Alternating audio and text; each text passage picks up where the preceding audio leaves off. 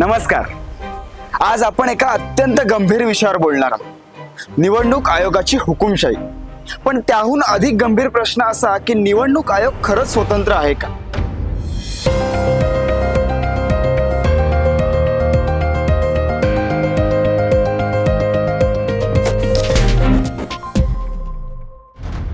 काही दिवसात घडलेल्या घटनांनी, आयोगाने घेतलेल्या निर्णयांनी आणि त्यामुळे निर्माण झालेल्या गोंधळांनी एकच गोष्ट स्पष्ट झाली की आपलं निवडणूक आयोग भ्रष्ट आणि बेशरम झालंय.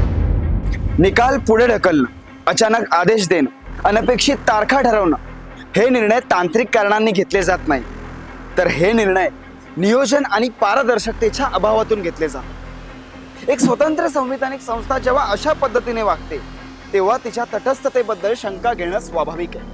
लाखो मतदारांची नावं गायब, काहींच्या याद्यांमध्ये डुप्लिकेट नाव, काही मृत व्यक्तींची नावं अजून तशीच ठेवली आणि जिवंत नागरिकांची नावं हटवलेली.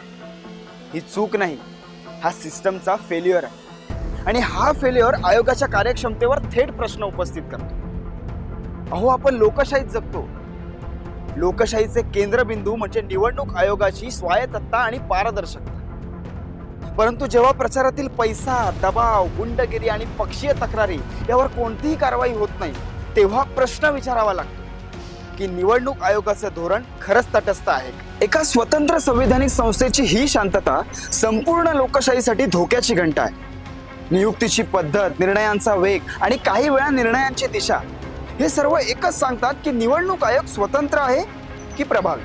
हा प्रश्न विचारण्याची वेळ का आली? कारण आयोगाची प्रत्येक कृती आज जनतेसमोर मांडली जाते आणि ही स्थिती आयोगाने स्वतःच निर्माण केली. अहो, वोटिंग बूथ जवळ निश्चिंतपणे पैसे वाटले जातात, बोगस मतदान होतं, हाणामाऱ्या होतात, नारे लावले जातात आणि आचारसंहितेचे नियम तोडण्यास भाग पडलं जातं. पण अशा वेळी कारवाई म्हणून निवडणूक आयोग काहीच करत नाही. लोकशाही टिकून राहते कारण जनता मतदान करते. पण मतदानाची प्रक्रिया जर विश्वासार्ह नसेल तर संपूर्ण लोकशाहीचा पाया ढासळतो. आणि म्हणून निवडणूक आयोगाचं असं वागणं त्यांच्या विश्वासावर थेट प्रहार करायला भाग पाडतो. लक्षात ठेवा, निवडणूक आयोग हा लोकशाहीचा कणा आहे. कणा जर कमकुवत झाला तर लोकशाही चालणार नाही, ती ढासळेल. आणि आज जे प्रश्न आयोगासमोर उभे आहेत ते फक्त प्रश्न नाहीत, तर ते इशारे आहेत आणि निवडणूक आयोगाला याची उत्तरं द्यावीच लागतील. धन्यवाद.